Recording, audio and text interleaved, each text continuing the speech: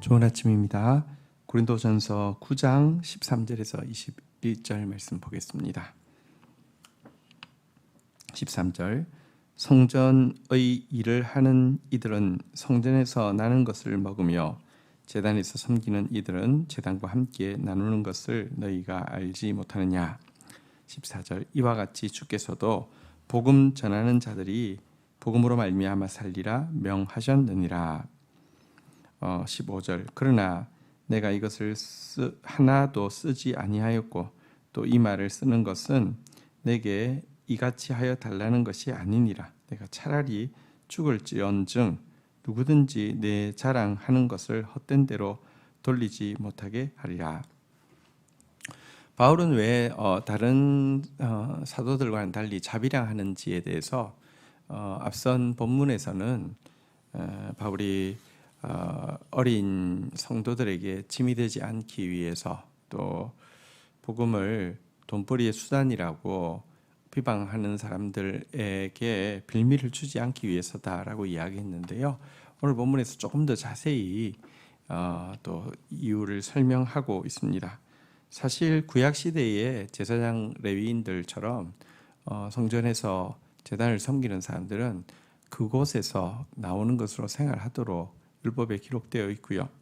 또 예수님께서도 복음을 전하는 자는 복음으로 말미암아 살 것이다 이렇게 명하셨습니다. 그래서 사실은 받는 것이 정당하고 받아도 됩니다. 자, 그런데 바울이 이렇게 정당한 권리를 하나도 쓰지 않았던 이유가 무엇일까요?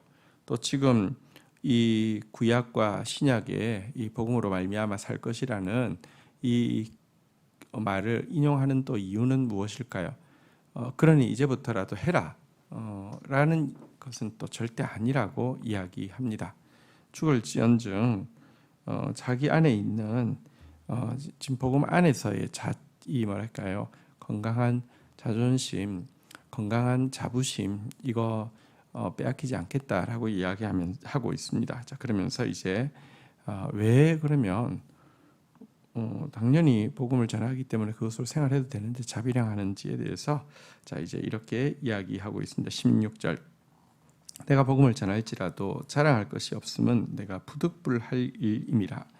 만일 복음을 전하지 아니하면 내게 화가 있을 것이로다. 17절 내가 내 자의로 이것을 행하면 상을 얻으려니와 내가 자의로 아니한다 할지라도 나는 사명을 받았노라. 18절 그런즉 내 상이 무엇이냐. 내가 복음을 전할 때에 값없이 전하고 복음으로 말미암아 내게 있는 권리를 다 쓰지 아니한 이것이로다.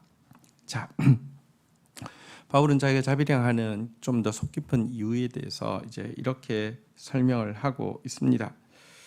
내가 만약에 주님께 자원해서 헌신했다고 하면 나는 복음을 위해서 수고하고 난 이후에 복음으로 말미암아 살 권리가 있지만 나 같은 경우는 자원해서 헌신한 것이 아니라 일방적으로 하나님께서 이 일을 하게 하셨다 이렇게 이야기를 하고 있습니다.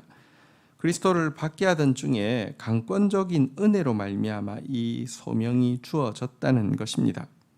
그래서 내가 만약에 자의로 헌신했다고 한다고 하면 내가 수고한 것에 대해서 내가 또 상을 받는 것, 또 감당할 수 있는 이렇게 그 지지를 받는 거 당연하겠지만 나는 말하자면 그리스도에게 강권적으로 사로잡힌 그리스도의 노예와 같은 신분이기 때문에 나는 사실은 그렇게 수고했다고 해서 난 노예이기 때문에 당연히 받아야 된다고 이렇게 생각하지 않는다라는 것입니다.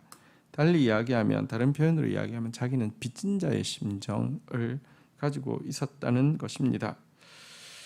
그리고 내가 유일하게 주님 앞에서 받을 상이 있다고 하면 나에게 있어서 당연한 권리인 먹는 것, 입는 것, 복음을 위해서 수고하는 데 필요한 이것들을 쓰는 것에 대해서 내가 다 쓰지 아니한 것, 이것만 나의 상이 될 것이기 때문에 나는 자비량한다 이렇게 이야기를 하고 있는 것입니다.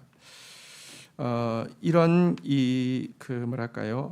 받을 자격 없는 자신이 너무 놀라운 구원을 받은 것, 그리고 뿐만 아니라 복음을 받게 하던 자기에게 복음 전도자의 사명이 주어진 것, 이건 너무 일방적인 은총을 받은 것, 소명을 받은 것, 이거 생각할 때 이건 너무 큰 빚이어서 내가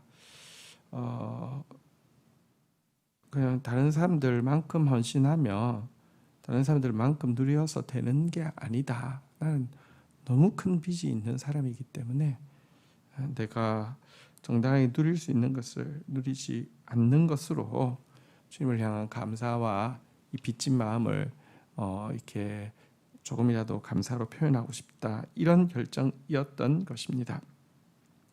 여러분, 우리도 사실 그런데 생각해 보십시오. 우리가 받을 자격이 있어 구원을 받았습니까? 우리가 가능성이 있어서 주님의 소명을 받아서 주님을 섬기고 있습니까? 일방적인 은혜로 진짜 반대로 하고 있던 우리에게 하나님이 일방적인 강권하심으로 이 축복을 주셨다고 하면 우리에게도 이와 같은 빚진 자의 심정이 필요합니다. 빚진 자의 심정이 있으면 어떻게 해야 됩니까? 내 당연한 권리와 나의 정당한 필요가 채워지지 않을 때 일반적으로는 불평하는 마음이 생기게 되겠지만, 빚진 자의 심정이 있다고 하면 나의 권리, 나의 필요가 채워지지 않을 때 주님, 나이가 너무 큰 빚을 지은 주님을 향한 사랑의 표현의 기회로 삼고 도리어 감사할 수 있지 않겠습니까? 어쨌든 바울의 이 아름다운 빚진 자의 심정이 우리에게도 필요합니다. 자, 19절입니다. 내가 모든 사람에게서 자유로우나 스스로 모든 사람에게 종이 된 것은 더 많은 사람을 얻고자 함이라. 20절, 유대인에게 내가 유대인과 같이 된 것은 유대인을 얻고자 함이요 율법 아래 있는 자들에게 내가 율법 아래 있지 아니하나 율법 아래 있는 자같이 된 것은 율법 아래 있는 자들을 얻고자 함이라.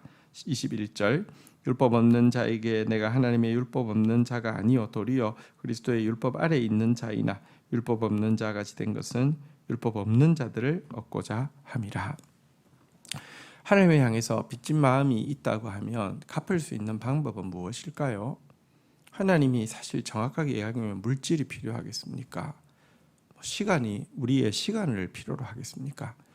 사실 하나님께 빚진 마음이 있을 때 그것을 가장 정당하게 표현할 수 있는 것은 사람에게 주님께 진 빚을 가지고 사람을 섬기는 것이, 그것이 하나님께 진 빚을 갚는 방법입니다.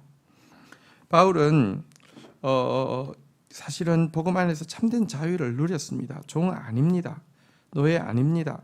그렇지만 마치 모든 사람에게 노예가 된 것처럼 행동을 했습니다. 자발적으로. 그 이유는 그들의 영혼을 얻고자 함입니다.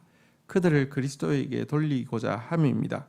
그들을 사랑하사 생명을 주신 예수 그리스도에게 그들을 중매하여서 돌려드림으로 예수님에게 정말 잃어버린 한 영혼을 찾는 것을 99마리의 그 멀쩡한 양을 보는 것보다 더 기뻐하시는 주님께 기쁨이 되고자 함이었습니다.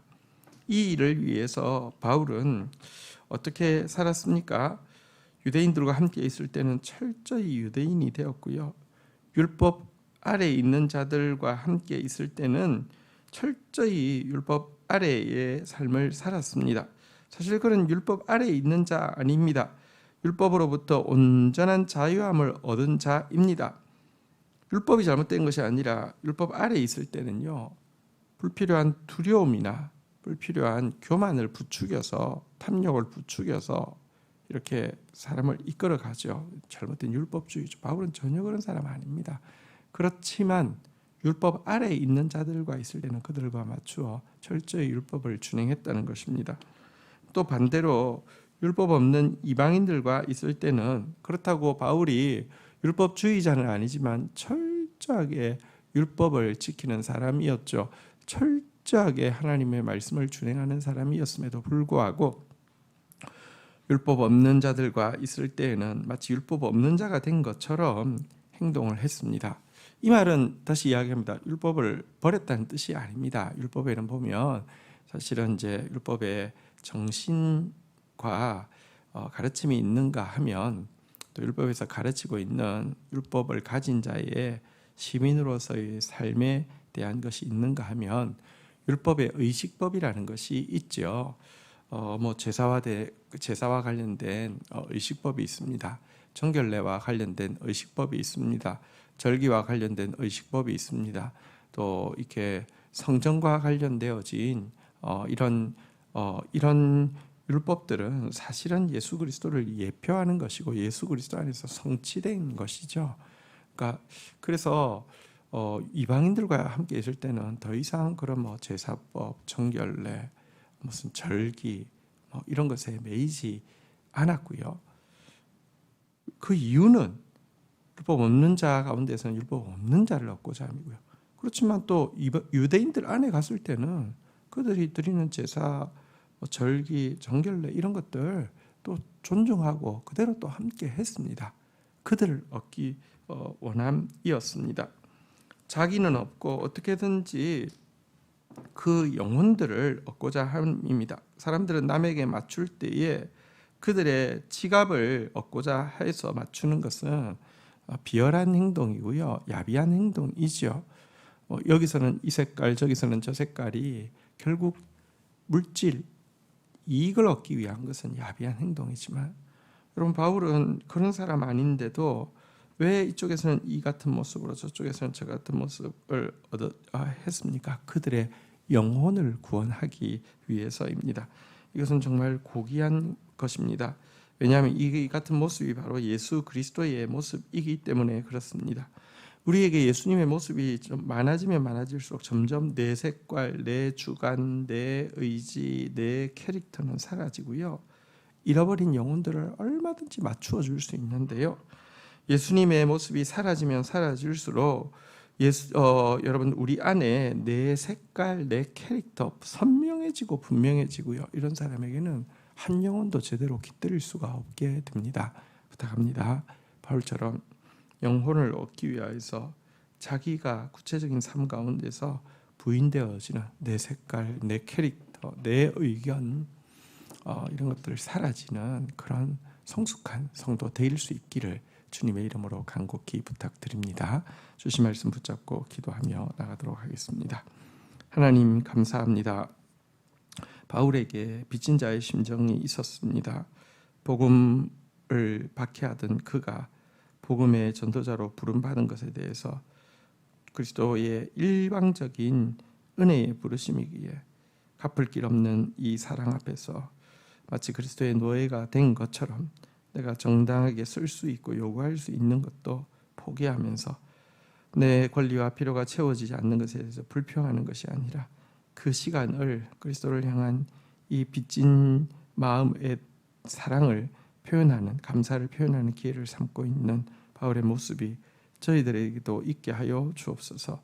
저희들이 구원받은 것, 저희들이 주를 섬길 수 있는 것, 이거 정말 일방적인 은총이오니 감격하며 빚진 자의 심정으로 주를 섬기는 저희들 되어지게 은혜를 더하여 주시기를 간절히 간구하고 소원합니다. 그리스도에게 빚진 자 되어짐으로 말미암아 그리스도가 충만해짐으로 말미암아 점점 자기 색깔, 자기 캐릭터, 자기 의견은 사라지고 한 영혼을 얻기 위해서 누구에게든지 맞출 수 있는 사람이 된 바울의 이 아름다운 모습이 우리들에게도 있게 하여 주옵소서. 영혼 앞에서 너무 내 색깔이 선명하고 내 주장이 선명하여서 한 영혼도 맞출 수 없는 그런 사람 되지 않도록, 그런 철없는 어린아이 되지 않도록 우리 사랑하는 성도들 한 사람 한 사람 성숙해 갈 수 있도록 영혼을 소중히 여기며 영혼에게 맞출 수 있는 사람 되어질 수 있도록 은혜를 다하여 주옵소서.